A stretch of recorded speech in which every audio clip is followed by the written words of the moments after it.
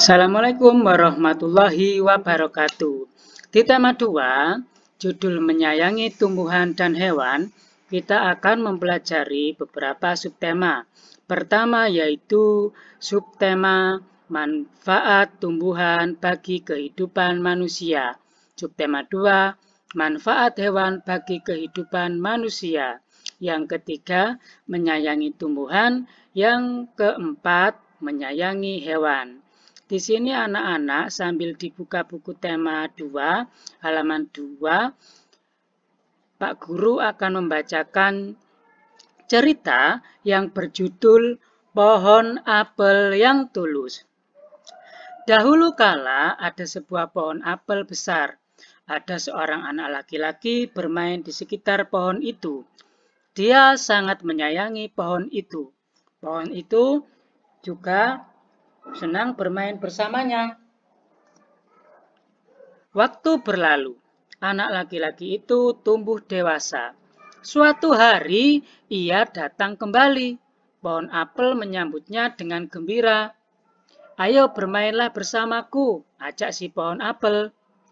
"Ah, aku tak punya waktu untuk bermain. Kami membutuhkan rumah untuk tempat tinggal. Bisakah kau membantuku? Kamu boleh memotong cabang-cabang pohonku ini untuk membangun rumahmu." Jadi anak laki-laki itu memotong semua cabang pohon dan pergi dengan riang. Pohon apel itu senang melihat temannya bahagia. Tapi dia tak pernah kembali sejak saat itu.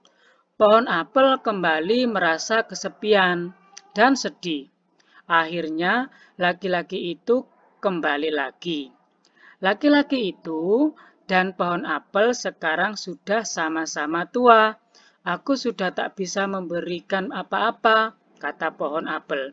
"Tidak apa-apa, aku hanya membutuhkan sebuah tempat untuk beristirahat," jawab laki-laki itu. "Baik, sisa batang pohon tua adalah tempat terbaik untuk bersandar dan beristirahat. Duduklah sini bersamaku dan istirahatlah," kata pohon apel. Laki-laki itu pun duduk bersandarkan pada batang pohon yang masih tersisa. Pohon apel pun menangis bahagia. Akhirnya mereka pun bersama lagi. Nah, dari cerita itu anak-anak, di halaman 4 ada 5 pertanyaan. Ayo kita jawab bersama-sama ya. Nomor 1, siapa teman pohon apel? Kira-kira siapa ya temannya? Nomor 2, apa yang dirasakan pohon apel saat bermain bersama temannya? Nomor 3, apa kebaikan yang diberikan pohon apel? Nomor 4, mengapa pohon apel merasa kesepian dan sedih? Yang terakhir nomor 5, di akhir cerita, mengapa pohon apel menangis? Nah, anak-anak kan tadi sudah membaca, menyimak ya. Di sini Pak Guru membacakan, anak-anak juga bawa buku tema 2. Pastinya bisa menjawab ya. Sekarang kita jawab bersama-sama. Nomor 1, siapa teman pohon apel? Ternyata jawabannya anak laki-laki. Kemudian nomor 2, apa yang dirasakan pohon apel saat bermain bersama temannya? Nomor 2 yaitu jawabannya pohon itu juga senang bermain bersamanya. Nomor 3, apa kebaikan yang diberikan pohon apel? Pohon apel memberikan cabang-cabang pohonnya untuk anak laki-laki. Nomor 4, mengapa pohon apel merasa kesepian, sedih? Yaitu karena anak laki-laki tak pernah kembali padanya. Yang terakhir, nomor 5. Di akhir cerita, mengapa pohon apel menangis? Pohon apel menangis karena bahagia. Anak laki-laki beristirahat dan duduk bersamanya. Itulah jawab. Nah, inilah jawaban dari pertanyaan pohon apel yang tulus. Nomor 1 tadi anak laki-laki. Nomor 2 pohon itu juga senang bermain bersamanya. Nomor 3 pohon apel memberikan cabang-cabang pohonnya untuk anak laki-laki. Nomor 4 karena anak laki-laki tak pernah kembali padanya. Dan nomor 5 menangis karena bahagia anak laki-laki beristirahat dan duduk bersamanya. Itulah jawabannya. Nah, setelah kita membaca cerita di atas tadi, kita akan belajar tentang tokoh dan karakter. Apakah itu tokoh? Tokoh adalah individu yang berperan pada suatu cerita. Tokoh pada umumnya berwujud manusia tetapi dapat juga berwujud binatang, tumbuhan, atau benda yang diisankan, seolah-olah seperti manusia. Contoh tadi, tokoh yang ada di cerita di atas, pohon apel dan anak laki-laki, itu tokohnya. Jadi ada 2 tokoh, 1 pohon apel dan juga 1 anak laki-laki. Kemudian kita akan membahas tentang karakter.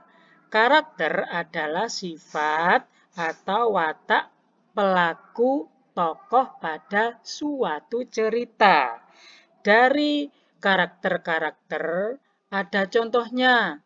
Contohnya karakter pemarah, ada juga penyabar, kemudian ada penyayang, kemudian juga ada ceria, dan juga ada pemaaf, kemudian juga ada bijaksana, dan juga ada tidak percaya diri, itu biasanya pemalu ya kalau tidak percaya diri. Ada pendiam, ada wataknya pendendam, kita tidak boleh. Ada juga jujur, kita harus jujur.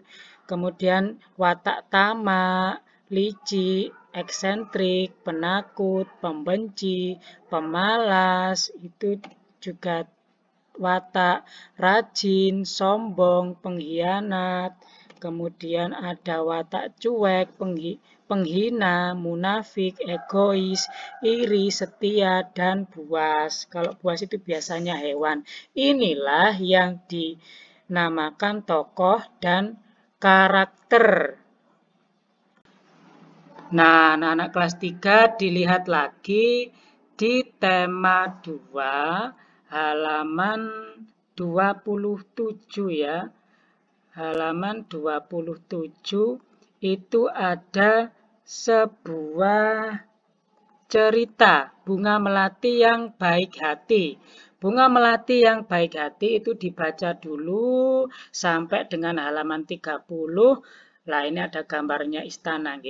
Kemudian halaman 30 itu ada tugas, ayo menulis, tulislah 4 tokoh yang ada pada dongeng beserta dengan karakternya. Nah, ini ada 4. Nah, contoh di sini ada karakter, misalkan saya ambil bunga melati. Tokohnya ditulis di sini, bunga melati. Kemudian karakternya bunga melati itu bagaimana? Baik hati, sombong, atau bagaimana ya? Ditulis. Tadi kan sudah dijelaskan tentang contoh-contoh karakter. Kalau bisa dilihat lagi. Kalau misalkan dicontoh, silakan ditulis. Kemudian di pause dulu videonya supaya bisa menulis. Jadi di situ ada karakter-karakter contohnya. Itulah tugasnya. Contohnya, contoh tokoh yang ada pada dongeng beserta dengan karakternya. Ini tadi dongeng yang Pak Guru bacakan di atas ya. Pohon apel yang tulus. Tokohnya yaitu 1. Anak laki-laki. Karakternya apa? Karakternya baik hati, penyayang, ceria. Ceria bisa dilihat dari mana? Dilihat karena anak laki-laki itu senang, gembira, bersahabat, atau bermain dengan pohon apel.